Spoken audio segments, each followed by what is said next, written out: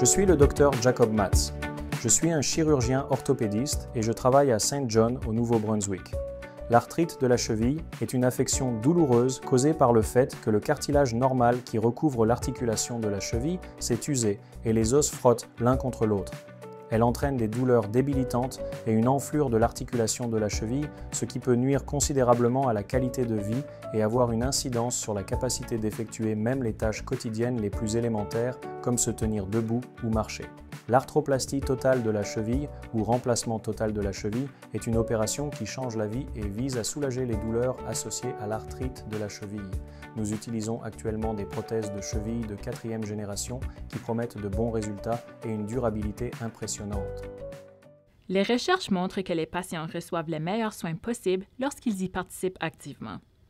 En choisissant de subir un remplacement articulaire non urgent, vous acceptez de faire tout ce qui est en votre pouvoir pour optimiser votre rétablissement. Le tout signifie plusieurs choses. Vous passerez en revue le matériel pédagogique, vous vous entraînerez à faire les exercices que nous décrirons dans ce cours en ligne, vous préparerez votre domicile avant de venir à l'hôpital et vous prendrez les dispositions nécessaires pour que quelqu'un vous ramène chez vous après votre congé de l'hôpital. Vous devrez aussi vous procurer le matériel nécessaire avant votre opération. Les membres de notre équipe de soins peuvent vous aider à cette fin. Nous vous recommandons de choisir un ami ou un membre de votre famille pour être votre partenaire de soins. Cette personne doit être prête à vous aider lorsque vous serez le plus vulnérable. Par exemple, elle pourrait vous aider à faire votre toilette une fois que vous serez de retour chez vous. Comme il s'agit d'une opération non urgente, vous devez vous assurer que votre santé est optimale avant de la subir. Vous avez peut-être des préférences quant à la manière dont vous souhaitez que l'équipe s'occupe de vous dans le cas peu probable où vous auriez une urgence médicale, parfois appelée code bleu, pendant votre hospitalisation. Nous pouvons explorer avec vous vos valeurs et vos objectifs tout en expliquant les risques, les avantages et les résultats réalistes de la réanimation. Votre partenaire de soins et votre fournisseur de soins primaires peuvent prendre part à cette conversation. Si vous attendez un rendez-vous avec un spécialiste au sujet d'un problème de santé distinct qui pourrait avoir une incidence sur votre rétablissement, nous vous recommandons de consulter ce spécialiste avant l'opération. Si vous avez des problèmes dentaires, veuillez voir votre dentiste avant l'opération et maintenir une bonne hygiène bucco-dentaire après votre remplacement articulaire. Toute plaie non cicatrisée ou tout changement cutané anormal peut retarder la date de votre opération et doit être signalé à votre chirurgien. Si vous fumez ou vapotez, nous vous recommandons de réduire l'utilisation des produits de tabac ou de vapotage avant votre opération ou de cesser de les utiliser. La nicotine retarde la guérison et augmente le risque d'infection articulaire. Nous pouvons vous fournir des ressources à l'hôpital, mais si la date de votre intervention n'a pas encore été fixée, communiquez avec le programme Vivez sans fumer NB pour obtenir des ressources qui vous aideront à arrêter de fumer. Si vous souhaitez cesser de fumer ou diminuer votre usage du tabac avant votre intervention, l'infirmière associée peut vous remettre une ordonnance pour patients non hospitalisés pour une thérapie de remplacement de la nicotine. Veuillez communiquer avec son bureau pour en savoir plus au 506-648-7030. Vous pouvez également réduire le risque d'infection après votre intervention en vous lavant les mains et en demandant aux personnes de votre entourage de faire de même. Chez Horizon, nous invitons les patients à demander poliment aux professionnels de la santé de se laver les mains avant de les toucher. Veuillez rappeler à votre famille et aux autres visiteurs de se laver les mains et d'éviter de vous rendre visite s'ils ne se sentent pas bien ou s'ils ont des symptômes du rhume ou de la grippe. Avant votre opération, vous aurez un rendez-vous à la clinique d'évaluation préopératoire où un membre du personnel vous téléphonera pour obtenir les renseignements nécessaires à votre intervention. Lors de ce rendez-vous, les membres de l'équipe de soins de santé examineront vos antécédents médicaux. De plus, on pourrait vous soumettre à des examens supplémentaires comme une analyse sanguine, une radiographie ou un ECG. Si vos antécédents médicaux sont complexes, vous devrez consulter un anesthésiologiste à la clinique d'évaluation préopératoire. Comme votre anesthésiologiste est responsable de l'ensemble de vos soins pendant l'opération, il doit s'assurer que vous êtes dans la meilleure forme possible avant cette intervention non urgente. Apportez à votre rendez-vous à la clinique d'évaluation préopératoire tous les médicaments que vous prenez à la maison dans leur contenant d'origine. Assurez-vous d'apporter tous les médicaments que vous prenez couramment, y compris les comprimés, les capsules, les crèmes, les pompes, les timbres, les gouttes pour les yeux et les injections. Veuillez aussi apporter tous vos médicaments en vente libre, comme les vitamines, les minéraux et les suppléments. Nous dresserons la liste de vos médicaments. Cette liste fera partie des ordonnances post-opératoires que votre chirurgien vous prescrira après votre intervention.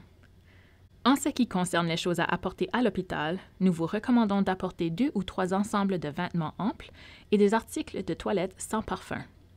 Prévoyez aussi des chaussures offrant un bon soutien et pouvant s'adapter aux enflures. Le talon de votre chaussure doit être fermé. Si vous utilisez un appareil pour l'apnée du sommeil, appareil à PPC, apportez-le le jour de votre opération. Si vous portez un dentier ou des lunettes, nous vous recommandons de les apporter dans leur étui. Il n'est pas nécessaire d'apporter des dispositifs d'aide à la mobilité, car ils vous seront fournis pendant votre séjour à l'hôpital. N'apportez pas à l'hôpital une grande somme d'argent, des bijoux ou des vêtements coûteux. Nous vous suggérons de ne pas garder plus de 10 $ dans vos affaires. Des guichets automatiques sont accessibles à l'hôpital. Vous pouvez apporter des appareils électroniques, tels que des téléphones portables, pour communiquer avec vos amis et votre famille, mais l'hôpital n'assume aucune responsabilité en cas de perte ou de dommages causés à vos biens personnels. Le jour de l'opération, prenez vos médicaments selon les directives de votre chirurgien ou de l'infirmière de la clinique d'évaluation préopératoire. Selon l'établissement où l'opération aura lieu, vous devrez vous inscrire le jour de l'opération, soit à l'admission, soit au service de chirurgie d'un jour. Vous recevrez ces consignes lors de votre visite à la clinique d'évaluation préopératoire. Apportez tous les médicaments que vous prenez à la maison. L'infirmière du service de chirurgie d'un jour passera à nouveau en revue les médicaments que vous prenez et procédera à une évaluation de votre état de santé. Vous aurez aussi l'occasion de parler à votre chirurgien et à l'anesthésiologiste qui vous administrera des médicaments pendant l'opération. Une infirmière de la salle d'opération se présentera et vous posera des questions pour préparer une liste de contrôle préopératoire. L'infirmière vous accompagnera jusqu'à la salle d'opération.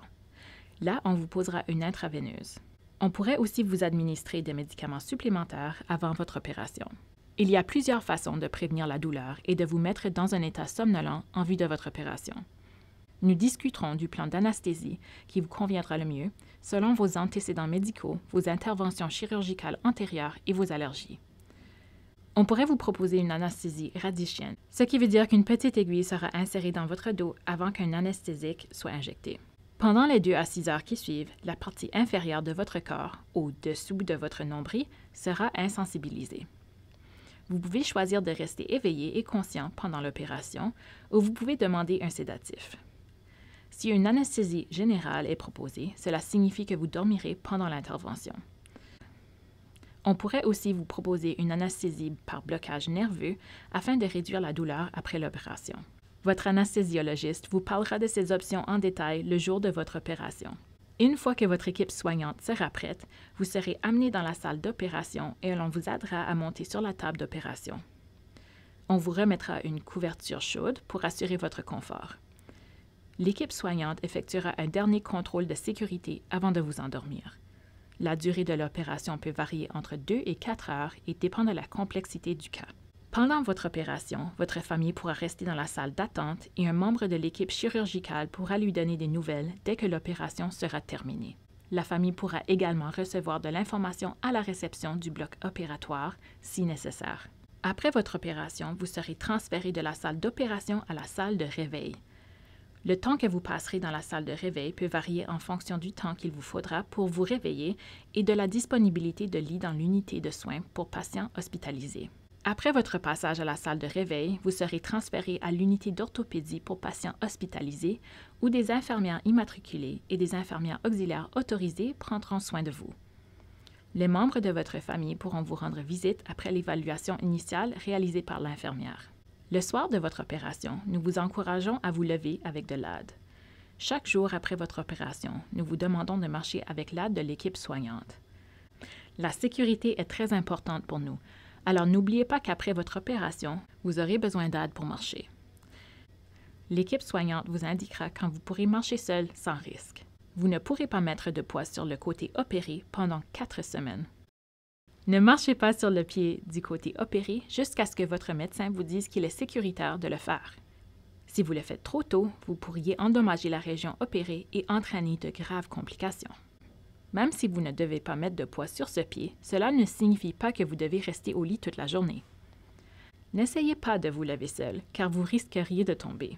Il y aura une sonnette d'appel à votre chevet Appuyez donc toujours sur la sonnette d'appel au lieu de sortir du lit par vous-même. Le personnel infirmier de l'unité de soins pour patients hospitalisés sera heureux de donner de l'information à votre famille, mais pour des raisons de confidentialité, il communiquera uniquement avec les proches parents que vous aurez désignés. Le réseau de santé Horizon reconnaît le rôle important que joue la famille et les amis dans le processus de rétablissement. Votre partenaire de soins pourra vous rendre visite en tout temps, mais les membres de votre famille et vos amis devront coordonner leur visite avec l'équipe soignante. Par respect pour les autres patients, il peut arriver que nous devions limiter le nombre de visiteurs faute de place. Après votre opération, notre priorité sera de bien contrôler votre douleur, car une bonne gestion de la douleur a une incidence directe sur le rétablissement du patient. Les patients qui souffrent de douleurs intenses sont incapables de prendre de profondes respirations ou d'effectuer leurs exercices de physiothérapie post-opératoire. Le personnel infirmier peut augmenter ou diminuer la quantité de médicaments antidouleurs que vous prenez selon votre niveau de douleur. Il est donc important de lui dire comment vous vous sentez. Demandez des médicaments antidouleurs avant que la douleur ne devienne insupportable. Ne laissez pas la douleur s'intensifier au point où vous avez besoin de médicaments antidouleurs immédiatement. Il est plus difficile de soulager la douleur une fois qu'elle est devenue insupportable. Si les médicaments antidouleurs que nous donnons ne soulagent pas votre douleur, dites-le nous. Si vous ressentez de la somnolence, des étourdissements, des nausées ou des démangeaisons, dites-le nous. Les nausées peuvent nuire à votre rétablissement. Si vous en avez, demandez au personnel infirmier de les traiter. Certains patients craignent de devenir dépendants des médicaments antidouleurs s'ils en prennent après leur opération. Nous utilisons la dose la plus faible possible pendant la période la plus courte possible. Au fur et à mesure que vous guérissez, la douleur causée par l'opération diminuera et votre besoin de médicaments antidouleurs diminuera aussi. Pendant votre séjour à l'hôpital, les infirmières surveilleront votre pansement et vous expliqueront comment vous en occuper. Une fois que vous aurez reçu votre congé de l'hôpital, vous pourrez vous en occuper sans l'aide d'une infirmière, mais rappelez-vous de garder votre pansement propre et de toujours vous laver les mains avant de toucher la zone autour de l'incision. Votre médecin vous verra à la clinique 3 semaines après l'intervention pour retirer le pansement et les agrafes. Nous vous encourageons à prendre votre première douche pendant votre séjour à l'hôpital, car votre mobilité aura changé. Utilisez 2 couches de plastique ou achetez des écrans imperméables pour garder votre pansement au sec pendant que vous prenez votre douche. Même si le pansement est protégé, ne plongez jamais la région opérée sous l'eau. Si vous êtes incapable de garder la région opérée sèche sous la douche, nous vous recommandons de vous laver à la mitaine. Les facteurs suivants détermineront le moment où vous serez prêt à recevoir votre congé. Vos signes vitaux sont stables, votre douleur est bien gérée, vous pouvez vous mettre au lit et vous lever seul ou avec un minimum d'aide, vous pouvez marcher sur une distance raisonnable et, si vous avez un escalier à la maison, vous pouvez le monter et le descendre sans risque. À votre admission, nous discuterons avec vous la date prévue de votre congé. Votre intervention nécessite généralement un séjour d'une journée. Il vous faudra prendre les dispositions nécessaires pour vous faire accompagner à la maison une fois que vous aurez reçu votre congé de l'hôpital, puisque vous ne serez pas autorisé à conduire immédiatement après votre opération. Enfin, vous pourriez avoir besoin d'aide à la maison pour réaliser certaines activités, comme la préparation des repas, la lessive, l'entretien de la cour ou l'organisation des déplacements pour vos rendez-vous médicaux. Nous vous conseillons de prendre ces dispositions avant votre intervention. Avant l'opération, il est important de faire de l'exercice tous les jours, car cet exercice vous aidera à vous remettre plus rapidement. Il est préférable de choisir un exercice que vous aimez, comme marcher, faire du vélo stationnaire ou nager. Si vous n'avez pas l'habitude de faire de l'exercice, commencez doucement, par séance de 5 à 10 minutes, puis augmentez progressivement la durée jusqu'à ce que vous puissiez effectuer des séances d'au moins 20 ou 30 minutes, 3 fois par semaine ou plus. Nous vous expliquerons les exercices à faire après votre opération. Nous vous encourageons à les commencer dès maintenant pour développer votre force. En apprenant ces exercices et en vous entraînant à les faire, vous vous préparez à l'opération et à votre rétablissement par la suite. Nous vous encourageons à faire ces exercices avec les 2 jambes, tant avant qu'après l'opération. Après l'opération, vous devriez faire les 2 premiers exercices légers d'amplitude de mouvement environ 3 fois par jour et les autres exercices de renforcement 1 fois par jour. Commencez par une série et passez progressivement à 3 séries de 10 à 15 répétitions. Il est normal de ressentir une certaine douleur et des courbatures au début de ce programme d'exercice. Si votre douleur est intense, faites moins de répétitions pour commencer et songez à prendre des médicaments antidouleurs comme prescrits avant vos exercices. Il est aussi recommandé de ne pas faire ces exercices dans les 2 heures avant l'heure du coucher afin de ne pas perturber votre sommeil. Après votre opération, il est normal que la douleur perturbe votre sommeil. Vous pouvez faire une sieste pendant la journée pour compenser votre manque de sommeil la nuit. Tout d'abord, nous vous proposons un exercice léger d'amplitude de mouvement. Allongé sur le dos, les jambes tendues, faites glisser un talon vers les fesses. Maintenez la position pendant 3 secondes, puis tendez la jambe en faisant de nouveau glisser le talon. Relâchez la tension et répétez. Le deuxième exercice aide à étirer vos hanches. Allongé sur le dos, les jambes tendues, tirez un genou vers la poitrine. Maintenez la position pendant 3 secondes, puis revenez à la position de départ. Relâchez la tension et répétez. L'exercice de l'insecte mort fait travailler vos muscles abdominaux. Allongez-vous sur le dos, les genoux et les hanches pliés à 90 degrés et les 2 bras à la verticale. Serrez les muscles de la ceinture abdominale en appuyant légèrement sur le dos contre le lit ou le sol. Lentement et de manière contrôlée, abaissez une jambe et le bras opposé aussi loin que possible avant que votre dos ne commence à se soulever du lit ou du sol. Lentement et de manière contrôlée, revenez à la position de départ et répétez l'exercice avec l'autre bras et l'autre jambe. L'élévation de la jambe tendue contribue au renforcement des muscles à l'avant de votre cuisse.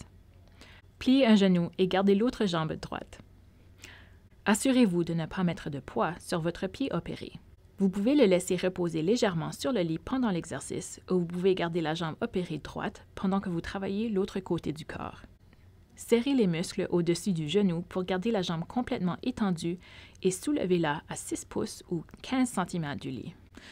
Maintenez cette position 3 secondes, puis baissez la jambe. Essayez de garder la ceinture abdominale légère tendue afin que votre dos ne se cambre pas lorsque vous levez la jambe. Relâchez la tension et répétez.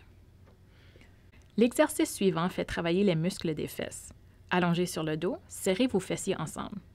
Maintenez la position pendant 3 secondes, puis relâchez et répétez. L'exercice des coquilles sur le dos renforce vos hanches. Allongez-vous sur le dos, les genoux pliés et une bande élastique autour des genoux.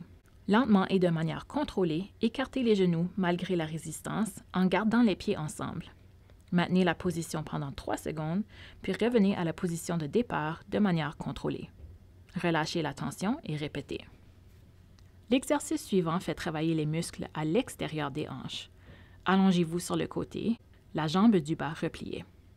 Levez l'autre jambe vers le haut et légèrement vers l'arrière. Gardez le pied parallèle au sol et essayez de ne pas laisser la jambe s'avancer pendant que vous la levez. Maintenez la position pendant 3 secondes, puis baissez la jambe de manière contrôlée. Relâchez la tension et répétez. Pour l'exercice suivant, vous resterez allongé sur le côté pour travailler les muscles à l'intérieur de la cuisse. Pliez la jambe du haut en posant le pied derrière ou devant le genou du bas. Encore une fois, assurez-vous de ne pas mettre de poids sur le pied opéré lorsque vous êtes dans cette position. De là, levez la jambe du bas à quelques centimètres du lit. Maintenez cette position 3 secondes, puis baissez la jambe. Relâchez la tension et répétez. Cet exercice fait travailler les muscles des fesses que l'on appelle les fessiers.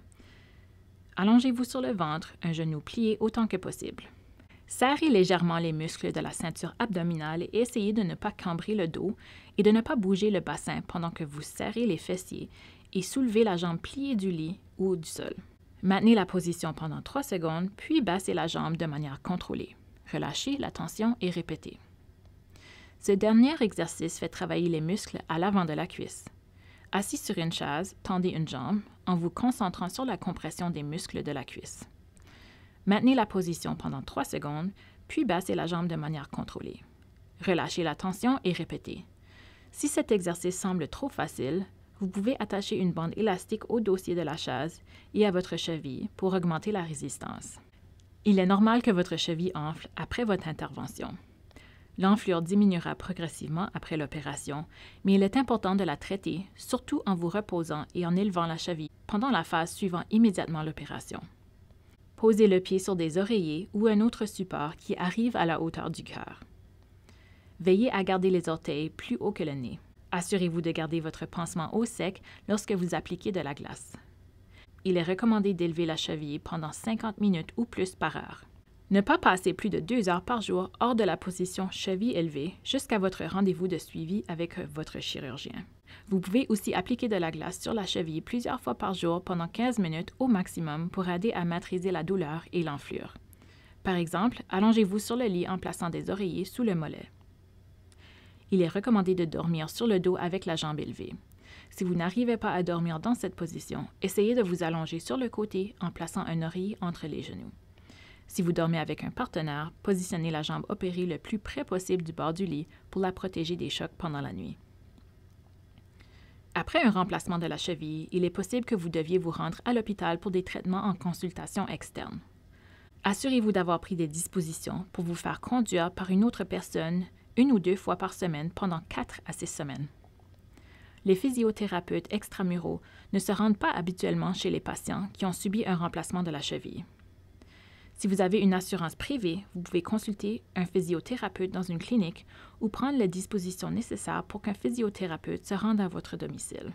Nous vous suggérons de prendre votre premier rendez-vous 1 semaine ou 2 après la date de votre opération.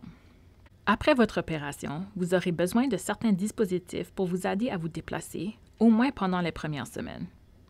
Pendant votre séjour à l'hôpital, nous vous fournirons cet équipement, mais vous devez vous procurer vous-même ces dispositifs pour utilisation à domicile.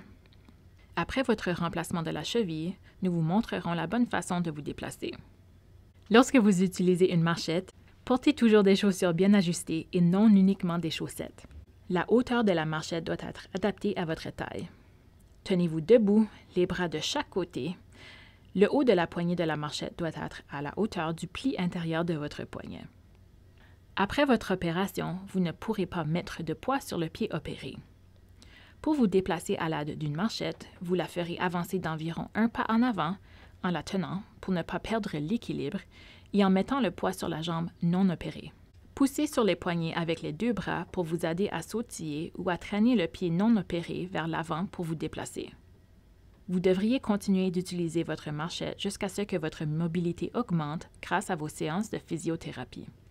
Comme vous ne pouvez pas mettre de poids sur le pied opéré, vous devrez monter et descendre l'escalier en sautillant sur un pied ou vous asseoir sur les marches et monter et descendre sur les fesses, si la première option n'est pas sûre pour vous. Pour sautiller, il vous faudra de la force dans la jambe non opérée, mais vous pouvez utiliser une rampe d'escalier robuste avec des béquilles ou une canne pour vous aider. Si votre escalier n'a pas de rampe, il est recommandé de vous asseoir et d'utiliser la jambe non opérée et les bras pour monter et descendre l'escalier. Si votre escalier a une rampe solide sur toute la longueur, vous pouvez placer l'une des béquilles ou les 2 sous un bras et tenir la rampe avec l'autre bras, ou tenir votre canne dans une main et la rampe de l'autre. Commencez par sauter sur la marche supérieure avec votre jambe non opérée, puis posez les béquilles ou la canne sur cette marche. Lorsque vous descendez l'escalier, placez la béquille ou la canne sur la marche inférieure, tendez la jambe opérée devant vous, puis descendez-la lentement sur la marche inférieure. Selon l'environnement dans lequel vous vivez après votre congé de l'hôpital, quelques changements temporaires pourraient être nécessaires pour que vous puissiez vous déplacer facilement et confortablement. Nous vous recommandons de faire les adaptations nécessaires à votre domicile avant de subir votre opération, car il pourrait être difficile de le faire par la suite. Par exemple, vous pourriez aménager temporairement votre milieu de vie afin de pouvoir demeurer sur un seul étage après votre congé de l'hôpital, de préférence au rez-de-chaussée. Il pourrait être nécessaire de déplacer des meubles, peut-être en installant un lit ou une chaise d'aisance à l'étage où vous comptez vous installer. Il est aussi recommandé d'installer des rampes ou d'acheter des accessoires pour vous aider à utiliser l'escalier à la maison. De plus, vous devez enlever les objets sur le plancher, comme les tapis, les moquettes ou les cordons électriques, qui pourraient causer une chute. Enfin, envisagez de réorganiser le mobilier de manière à vous permettre de vous déplacer avec vos aides à la mobilité. Pour favoriser votre confort, votre autonomie et vos capacités fonctionnelles, il est recommandé de placer les articles que vous utilisez fréquemment sur des surfaces situées entre la hauteur de vos épaules et celle de vos hanches. Par exemple, laissez les assiettes et les verres sur le comptoir de la cuisine ou sur la table à manger pour éviter d'avoir à utiliser les armoires hautes et basses. Dans la salle de bain, mettez les articles que vous utilisez fréquemment sur le comptoir du meuble lavabo. Assurez-vous que le shampoing et les autres articles nécessaires sont à votre portée lorsque vous prenez votre douche. Après votre opération, il est important de manger sainement pour favoriser le processus de guérison. Vous serez peut-être trop fatigué pour préparer des repas nourrissants après votre opération. Nous vous encourageons donc à préparer des repas à l'avance et à les congeler ou à demander à quelqu'un de préparer vos repas. Une autre option est de faire appel à des services de livraison de repas à domicile, comme Meals on Wheels, si un tel service existe dans votre région. Si vous avez un emploi, vous devez demander un congé pour la période de votre convalescence. La durée du congé varie en fonction de la personne et du type de travail. Consultez votre médecin pour obtenir l'aide et la documentation nécessaire. Si vous jouez le rôle de proche aidant auprès d'un membre de votre famille ou d'un ami, vous devez trouver de l'aide temporaire pour cette personne. De plus, vous pourriez avoir du mal à vous occuper d'un animal de compagnie après votre opération. Vous pourriez avoir besoin de l'aide de votre famille, de vos amis ou d'une pension pour animaux. Nous vous recommandons de faire vos courses et votre épicerie avant l'intervention. Lorsque vous reviendrez de l'hôpital, vous aurez besoin d'aide pour faire votre lessive, votre épicerie et le ménage. Selon la période de l'année, vous devrez peut-être prendre des dispositions pour l'entretien de la maison, comme pour déneiger ou tondre le gazon. Nous souhaitons maintenant passer en revue quelques changements à apporter à vos activités quotidiennes et de l'équipement qui pourrait vous être utile après votre intervention. Nous vous encourageons à vous entraîner à faire les activités présentées dans cette vidéo avant votre opération. Il est important de réduire la pression sur votre nouvelle articulation en position assise. Une chaise ou un fauteuil doté d'un dossier solide et d'accoudoirs robustes sera idéal après votre intervention. Assurez-vous que la chaise est à environ 2 pouces au-dessus du niveau des genoux. Utilisez un coussin en mousse de haute densité ou des rehausseurs de lit pour les surfaces en dessous de ce niveau. Il sera plus facile de vous asseoir et de vous relever d'une chaise ou d'un lit sans mettre de pression sur votre cheville si vous vous asseyez sur une surface plus haute et ferme. Pour vous asseoir, reculez vers la chaise jusqu'à ce que vous la sentiez contre vos jambes. Gardez la jambe opérée tendue devant vous. Tendez la main vers l'arrière pour retrouver les accoudoirs et abaissez-vous lentement sur la chaise en veillant à ce que vos hanches restent plus hautes que vos genoux. Pour vous lever, faites glisser les hanches jusqu'au bord de la chaise, tendez la jambe opérée vers l'avant et levez-vous en poussant les accoudoirs et la jambe non opérée en évitant de mettre du poids sur le pied opéré. Si vous vous levez fréquemment la nuit ou si vous devez parcourir une longue distance pour aller à la salle de bain, vous pourriez placer une chaise d'aisance stationnaire près du lit. Rappelez-vous que le risque de chute est plus élevé la nuit, car notre vigilance et notre temps de réaction sont plus faibles à ces moments-là. Prévoyez un éclairage de nuit et assurez-vous que l'accès à la salle de bain est bien dégagé en tout temps.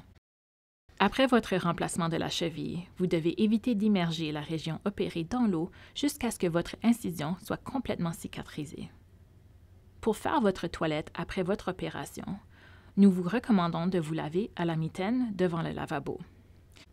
Il faut envisager cette option si vous ne vous sentez pas assez bien pour utiliser la douche. Il est important de garder votre pansement au sec en tout temps. Utilisez 2 couches de plastique ou achetez des écrans imperméables pour garder votre pansement au sec pendant que vous prenez votre douche. Même si le pansement est protégé, ne plongez jamais la région opérée sous l'eau. Si vous êtes incapable de garder la région opérée sèche sous la douche, nous vous recommandons de vous laver à la mitaine. Si vous utilisez une douche de plein pied, une chaise de douche peut vous permettre d'éviter de mettre du poids sur votre nouvelle articulation et de réduire votre fatigue. Si vous utilisez une baignoire, un banc de transfert vous aidera à entrer dans la baignoire et à en sortir. Il est recommandé d'utiliser un tapis de bain antidérapant à l'intérieur et à l'extérieur de la douche pour réduire le risque de chute. Vous ne pourrez pas conduire avant de recevoir l'autorisation de votre chirurgien. Consultez votre chirurgien pour savoir s'il y a des restrictions concernant les déplacements en véhicule pendant les 6 semaines suivant votre opération.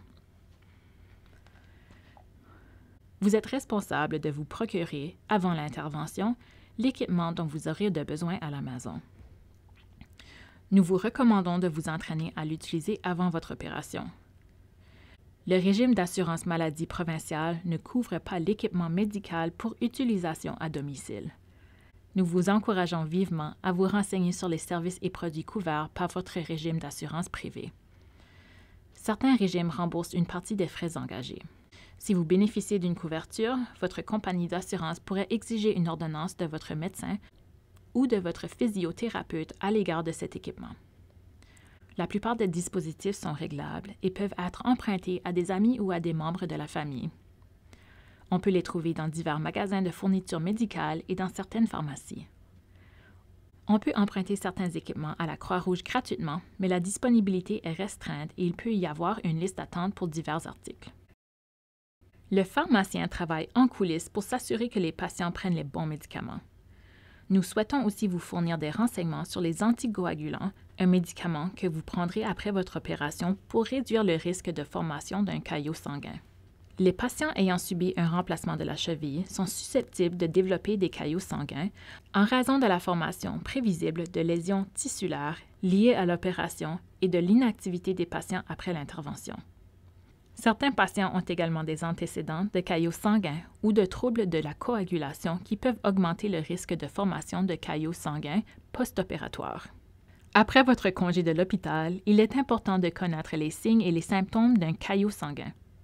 Les symptômes d'un caillot sanguin peuvent inclure douleur à la poitrine, étourdissement, essoufflement, chaleur ou sensibilité au niveau de la jambe, enflure de la jambe, douleur à la jambe. Il est important de noter que la sensibilité à la jambe dont il est question ici est différente de celle liée à votre opération. Si vous éprouvez ces symptômes après votre intervention, ne tardez pas à consulter un médecin. Rendez-vous à l'hôpital ou au centre de santé le plus près. N'oubliez pas de signaler que vous avez récemment subi un remplacement de la cheville. Pour réduire le risque de formation de caillots sanguins, l'hôpital vous donnera un anticoagulant qui rendra votre sang plus fluide. Vous devez continuer de prendre ce médicament après votre congé de l'hôpital pendant toute la période précisée par votre médecin. Le choix de l'anticoagulant que vous prendrez dépend de vos autres problèmes médicaux, de vos allergies, de votre fonction rénale et des interactions médicamenteuses possibles. Il est important de noter que ces médicaments ne seront efficaces que si vous les prenez selon les directives. Au moment de votre congé de l'hôpital, vous recevrez une ordonnance pour le nombre de jours de traitement qui vous reste. Il est important d'apporter cette ordonnance à votre pharmacie le plus tôt possible. Il est aussi essentiel de ne sauter aucune dose de votre anticoagulant. Si vous éprouvez des problèmes liés au coût de l'anticoagulant, communiquez dès que possible avec votre chirurgien. Ne retardez pas le début du traitement. En raison d'une maladie, certains patients prennent déjà des médicaments pour prévenir la formation de caillots sanguins. Si c'est votre cas, vous recevrez des directives précises sur la manière de les prendre avant et après votre opération. Tous les médicaments qui préviennent les caillots peuvent parfois causer des saignements. Après votre opération, évitez toute activité susceptible de provoquer des ecchymoses ou des saignements. Vous pourriez aussi avoir tendance à saigner davantage si vous vous coupez, si vous saignez du nez ou même en vous brossant les dents. Un changement soudain de la couleur de votre urine ou de vos selles peut indiquer la présence de saignements. Si cela se produit, consultez un médecin. Il est important de noter qu'il y aura un léger changement dans vos selles si vous prenez des comprimés de fer. Certains produits de la santé naturelle et certains anti-inflammatoires affectent la coagulation du sang et peuvent interagir avec votre anticoagulant.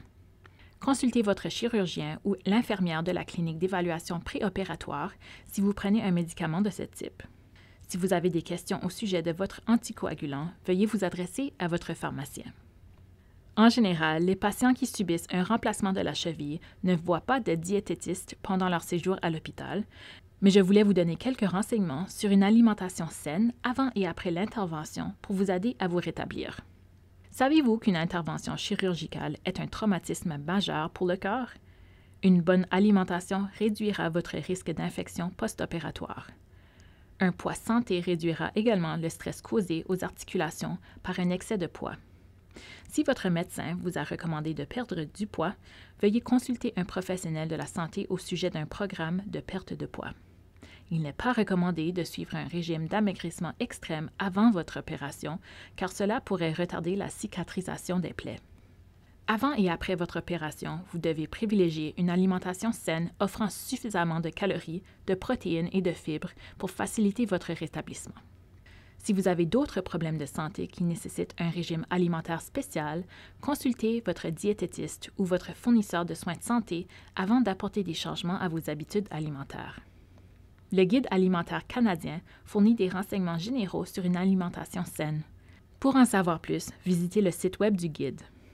Après votre opération, il est important d'adopter un régime alimentaire composé d'aliments sains et nutritifs, car vous devez consommer suffisamment de calories et de nutriments pour garder le cap sur votre rétablissement. Pour consommer assez de calories, prenez 3 repas par jour. Si vous trouvez que les repas à l'hôpital sont trop petits, demandez de plus grosses portions. Si vous avez encore faim ou si vous trouvez que vous mangez moins que d'habitude, n'hésitez pas à demander des collations. Dans chaque unité, il y a une cuisinette approvisionnée en produits alimentaires de base et en boissons. Les protéines jouent un rôle important dans la nutrition après une intervention chirurgicale pour les raisons suivantes. Elles sont les composantes de base de tous les tissus du corps. Les protéines nous aident à guérir et à combattre les infections. Après une intervention chirurgicale, l'organisme a besoin de plus de protéines et si une infection se développe, ce besoin augmente encore plus. Pour vous assurer de consommer suffisamment de protéines, choisissez un aliment riche en protéines à chaque repas et collation. Les fibres, les liquides et le fer sont également des nutriments importants à consommer après votre opération. Consultez le livret concernant votre opération pour plus d'informations. Pour en savoir plus sur vos besoins alimentaires, n'hésitez pas à demander à parler à une diététiste pendant votre séjour à l'hôpital. Vous pouvez aussi demander à votre médecin de famille de vous indiquer des ressources locales ou communiquer avec une diététiste en consultation externe dans votre région.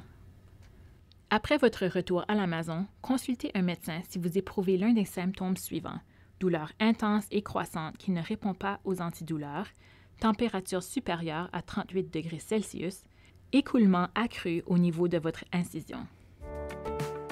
Nous espérons que l'information fournie dans cette vidéo vous a été utile. Si vous avez des questions concernant cette information ou sur votre intervention chirurgicale à venir, veuillez communiquer avec l'unité d'orthopédie de l'hôpital de votre région ou avec votre chirurgien orthopédique. Au nom de l'équipe des services orthopédiques du réseau de Santé Horizon, nous avons hâte de collaborer avec vous pour vous préparer à votre opération.